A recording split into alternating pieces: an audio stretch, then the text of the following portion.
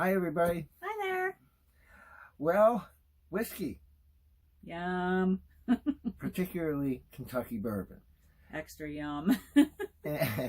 And while we were in Kentucky, we took a tour of the Buffalo Trace Distillery, which is our favorite Kentucky bourbon.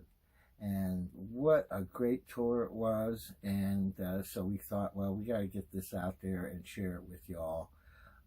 It's just one of the wonderful things about full-time RVing, and you go someplace and maybe you got to drive a little ways, but wow, what a great adventure it was. Hope you enjoy it. If you do, please subscribe. If you haven't already, give us a like. Whatever, any comments or suggestions, we'd love to hear them too. So without further ado, here comes the video. Bye. Bye. Hi, I'm Sandy. And I'm Ed. And this is General, our totally awesome water dog.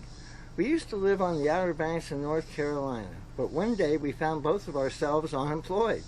So we decided to take a chance. We sold everything, bought a trailer, and left to explore America. We're learning as we go along, but we still make mistakes. But we get a lot of things right too. So come join us as we learn to RV full-time, explore America, and share in our exciting journey of discovery. Our next adventure is just over the hills.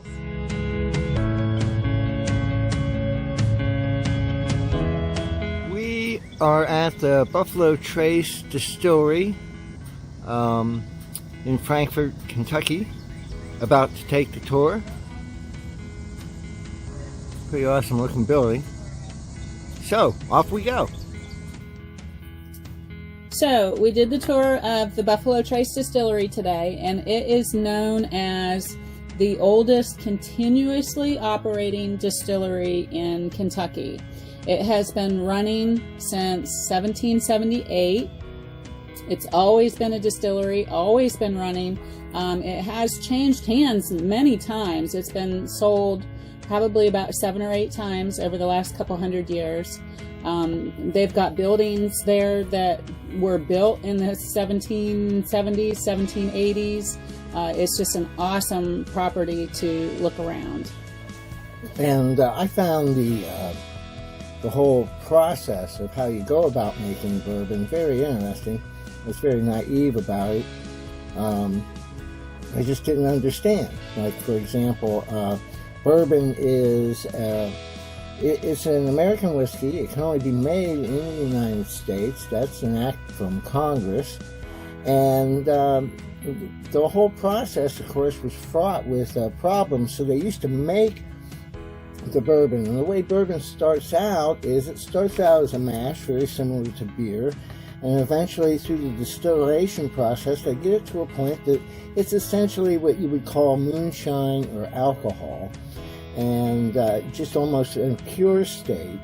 And it's really the aging in the white oak barrels that give it its distinctive taste. And those barrels are charred on the inside through a flame process that caramelizes the inside of the barrel and the natural sugars and things in the wood, and then it's aged, and it's got to be aged for a certain amount of time. Temperature comes into play during the aging process, and so in these absolutely huge warehouses, like the 3rd floor, the aging process is happening at a quicker pace because it's hotter up there, up to like 130 degrees.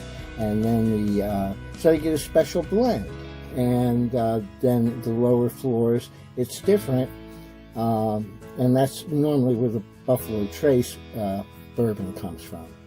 But like Sandy said, they have operated continuously, even through Prohibition, because they had licensing, as a few distilleries did, because they felt that bourbon had medicinal values. And, such was the time. They've operated through World War II. So just this rich history, and of course as history buffs, we love that stuff.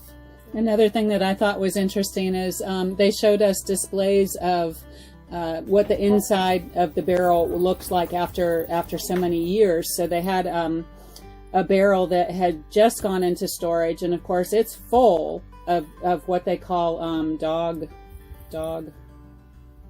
It's white dog. White dog. Yeah. The white dog formulation that first goes into the barrel, and then after 4 years it loses about 1/5 of its contents through both evaporation and just soaking into the barrel itself. And then after a total of 9 years, it's lost another 1/5 of its liquid content. And after 16 years, it's lost another 1/5 of that liquid content. So it evaporates and it gets stronger. Sometimes they end up with a barrel that's like 160 proof. And they have a couple of times bottled it right from that barrel without watering it down at all. So it is really an interesting process. It is, and the barrels themselves, like they pointed out, you couldn't have whoever invented the barrel really knew their stuff. I mean, there's no nails, no screws. They couldn't have them in there anyway because it would eventually contaminate the whiskey. It's just held together with its steel hoops. But more importantly, the barrel is a wonderful device in terms of being able to move it. You've got something that weighs around 500 pounds, but yet you can roll it, you can control it, and around the plant, they use what at first sight might be considered some kind of mini railroad track system, but it's really to guide the barrels, and they can roll them around. And the barrels themselves, once they're set in place, are never moved. They're not rotated. I thought that maybe they were. And then interestingly enough, all the trouble they go through to make these barrels and everything, they are not used again, and they actually have found a market in selling them to other countries that use them to add a little bit of bourbon flavor to their products. Even tobacco companies that make cigars have adopted a bourbon-laced cigar. A bourbon cigar. So very innovative, and you just see all these warehouses. You'll see in some of the footage that 50,000 barrels of whiskey in one building alone and one warehouse, and they're all looked after. They gotta watch them for leaks. They have a special process in case they find a leak, and it just was a fascinating tour. It really was. And then at the end, they finished it off by showing us the samples of the different products that they make. One of which being vodka, and I would not have known that, but they make an award-winning vodka, and the reason they do is simply economics, because after all, Kentucky bourbon, you put it in the barrel and it's got to sit there for 5 years. At least, yeah. At least 5 years. So they're where I didn't learn the whole process, but essentially, even your best vodkas, because of the nature of vodka and the way it's made, you're just trying to strip it of any taste, really, of a certain amount of taste. And the upshot is they can, from start to finish, get vodka on the shelf in 4 days. Mm-hmm. Yeah, because they're just distilling it. Sometimes they distill the vodka as many as 10 times. But yeah, they can get it out the door pretty quickly. So we were extremely blessed. We feel extremely blessed that we were guided to this particular tour. The tour guide was absolutely amazing, very knowledgeable, and you could tell that he was definitely a bourbon connoisseur on his own. And it was just an amazing tour. We feel very much blessed to have been there today. Yep, we do. And Mark, if you happen to see this, again, we can't thank you enough for such a wonderful tour. Very insightful. And, yes, it was our only bourbon tour here in Kentucky.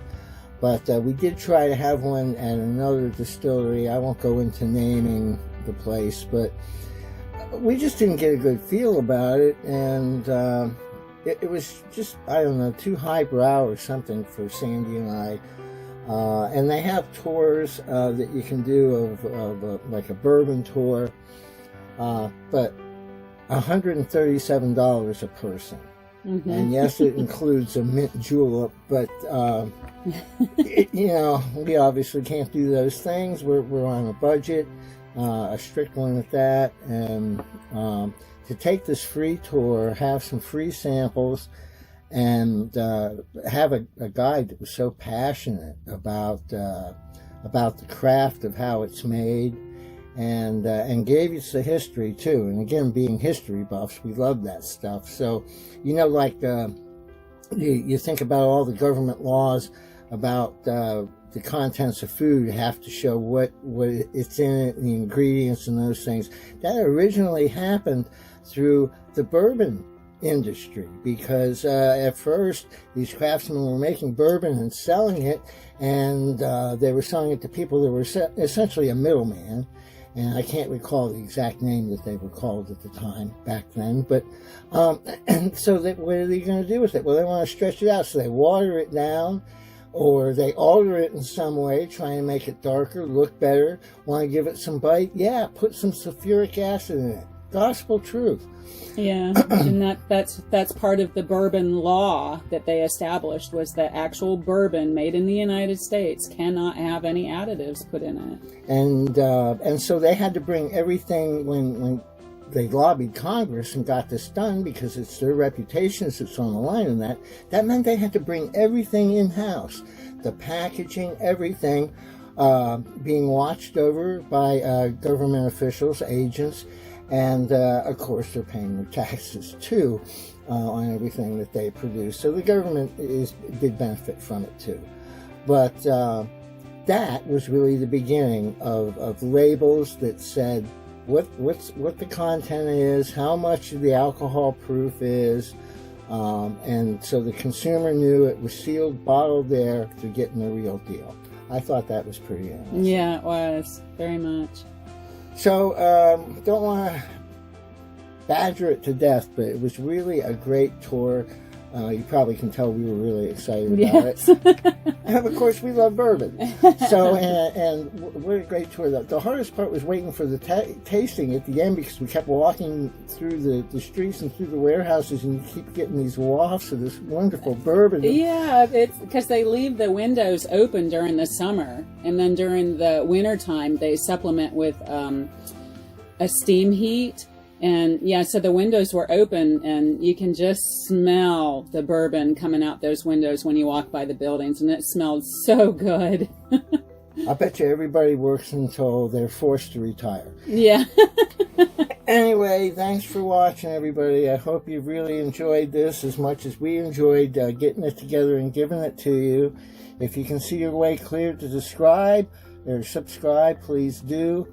And check out some of our other videos if you're so inclined. We love doing them, and we'll be doing more. So tune back in to see what we've been up to next, because after all, the next adventure is just over the hills. See ya. Bye.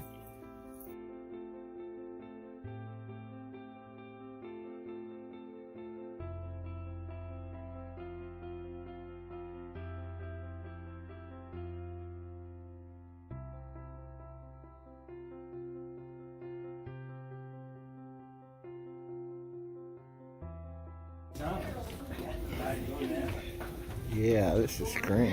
Right here, you go here, behind me. There's not a lot of room, but you can stand behind me if you'd like. This is a low beam I bang my head on. I call him Jim. Jim Beam. Jim Beam, yes ma'am.